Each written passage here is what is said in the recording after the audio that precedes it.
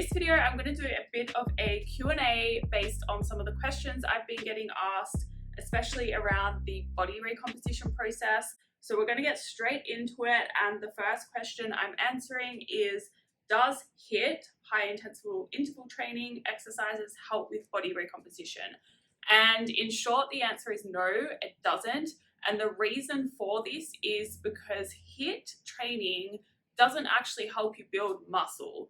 And I'm talking about the HIIT training that, you know, places like F45 and I don't know any other ones, but those gyms generally sell as the kind of trend to help you get stronger and get toned and lean up and all of that. It doesn't actually help you build muscle, so it's not really going to help you tone up, right? If you already have some muscle mass on you and you're controlling your diet and with the additional exercise and like energy expenditure through HIIT, then you might lose body fat to reveal the muscle that you already have.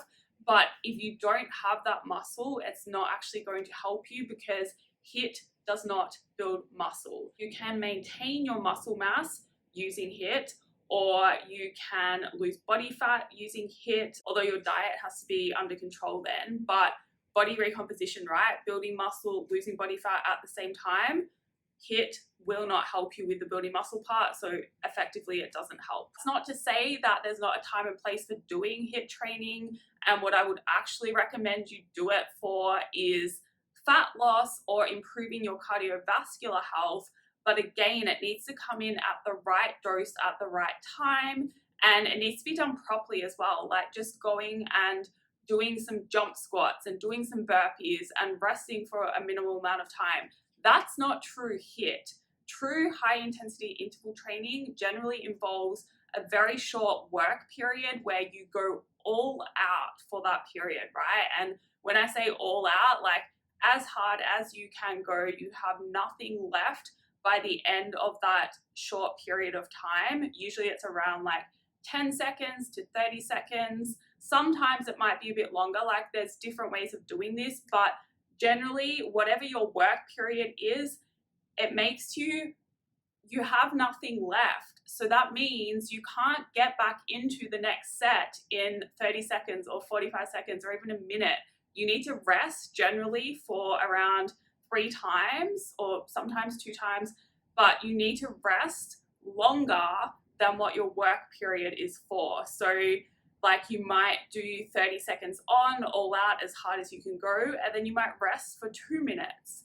And then you go back and you do it again. You go as hard as you can for 30 seconds, and then you rest for 2 minutes. That is true HIIT training. Now, what you also have to understand, and a lot of people miss this in terms of muscle building, is the recovery side of things, right? Like you're not going to build muscle by just going and killing yourself in the gym. That's one part of the equation, but then you also need to factor in your recovery and how you are responding to that stress that you're placing on the body. Because if you just apply a stress and you apply too much and you don't respond well, you're going to respond in a negative way and you're not going to gain muscle, right? You're going to end up injured or sick or just really getting nowhere. But if you apply the right amount of stress and then you allow yourself to recover, that is when you're actually going to build the adaptation to that stressor, so you come back stronger or you come back with bigger muscle and you can keep progressing forward. So HIIT is a stress on the body. If you are performing HIIT as well as weight training, you need to make sure you are responding well to all of that stress on your body and not letting it become detrimental to your primary goals. So I have clients that will come to me, right, and they will get their weight training program. They love that, but then they also want to do these other classes or other types of high intensity exercise. And I say to them, that's fine. If you enjoy it, do it, but just make sure it doesn't impact your performance in the gym. Because at the end of the day, your weight training is going to drive that muscle growth along with your recovery. And so if you're doing this extra exercise on your days off, and you are finding you're not able to recover as well as a result, then you're going to go back into your next weight training session and you're going to have that fatigue, which accumulates, right, if you don't fully recover. And in some cases, that's fine, but you need to eventually allow for that recovery, right? Because otherwise the fatigue is just going to keep building up and you're going to go downhill. So if you are not allowing yourself to recover enough and your performance starts going down, then that's when it's becoming an issue and you need to actually reconsider your goals, right? Because if you're working out just for fun and to enjoy things and not to change your body, then it doesn't really matter. And I recommend doing whatever exercise you enjoy. But if you are working out to change your body, if you're working out to build muscle, lose body fat, then you need to do what works. And something else you need to consider as well, like HIIT does help with fat loss in different ways, right? Different mechanisms. But if you're coming from a background and that's all you've done, then you've already got the adaptation there. It's probably not going to help you further unless you progress it in some way. So that's what I also find, right? Like you can't be doing the same thing all the time expecting a different result. You have to be a bit strategic with the exercise you're doing, and that includes weight training as well, right? You can't just keep doing the same program expecting continuous change. You have to be progressing in the programs you're using as well. All right, so the next question I have is, for body recomposition, how do you prevent getting bulky? It's pretty simple. You control that with your food, right? And don't be scared. Like sometimes we think we're getting bigger or getting bulky as soon as we see the scale going up a bit, and it's just like it's a mental thing, it's not actually real. So you have to be really aware of that as well. If the scale is going up slightly or even starting to trend up, then sometimes that happens depending what your starting situation is, and it doesn't necessarily mean you are getting bulky. You can build muscle, you can gain weight whilst losing body fat or even just keeping the same level of body fat, and you're going to end up feeling leaner and more toned. You're not actually going to look bulky or end up bulky, and eating too much protein doesn't make you bulky. Lifting weights, lifting heavy weights doesn't make you bulky. You really don't need to worry about that. The only way you're going to actually get bulky really is if you're just eating out of control and not be mindful with the food you're eating. Most of you don't have that to worry about. Like you're not eating enough food in my experience from the people that I speak to usually. You have to be eating ridiculous amounts of food day after day, not just one day of the week, like day after day, lifting weights, and then you're bulky because you're gaining a lot of body fat, maybe with some muscle mass, but that's the problem, right? It comes down to your food. It's not down to protein. It's not down to lifting weights. It's not down to heavy weights. It's just that you're eating too much. The other thing that might make you build muscle really fast and maybe make you look a bit bulkier is drugs like steroids. And so if you're not interested in that, which I would recommend staying away from those, then you're not going to have that problem to worry about. You need to change that in your mind, right?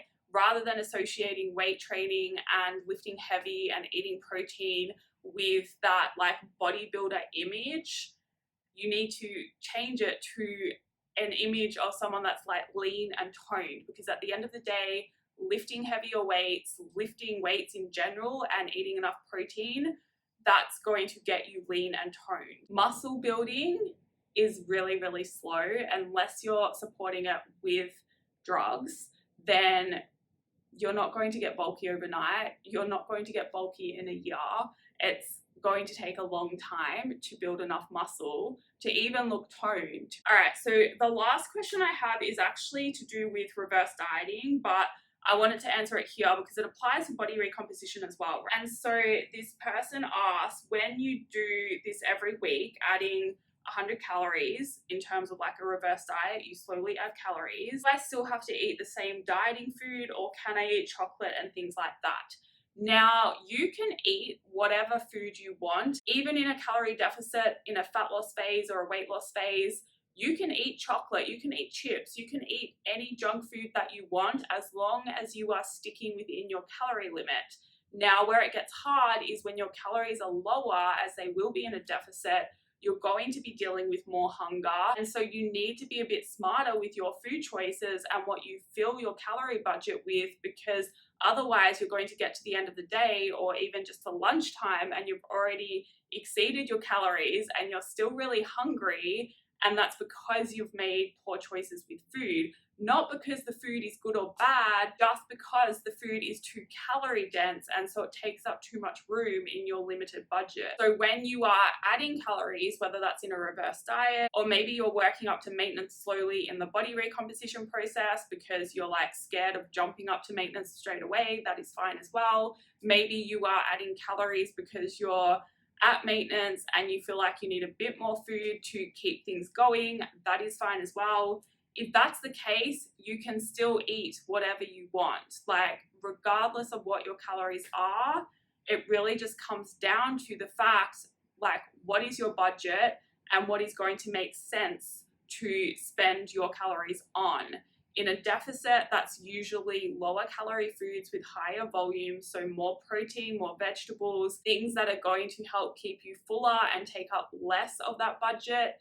If you're in a surplus like I am at the moment, like I'm trying to hit 3,000 calories a day, that is quite hard some days, to be honest. And if I don't think about things carefully, if I'm choosing too many low calorie foods or nutrient dense foods, then it makes it so much harder to hit it. So I really have to go back to then choosing easier calories. So I am eating more chocolate, I'm eating cookies, I'm eating a lot of juice, a lot of rice rather than potatoes, just say, because rice is more calorie dense. I'm eating a lot more dried fruit rather than whole fruit because, again, it's like more calorie dense. It just makes it easier for me to actually hit my target. And that's one of the biggest mistakes people make, right, when they're going from just say a calorie deficit into maintenance or a surplus, is they can't hit their calories because they're sticking with those diet foods that they were using during the deficit. You need to swap that, right, and go back to eating regular food. Dieting foods are a tool that you can use to help with weight loss or fat loss when you are in a deficit, to help you stick to your calories, but they're not essential and you definitely don't need to eat them forever. That is all for this video. I hope it helps you. If you liked it, please like it. If you'd like to see more, please subscribe. If you have any questions you want answered in a video, feel free to comment or send me an email, and I will see you in the next video.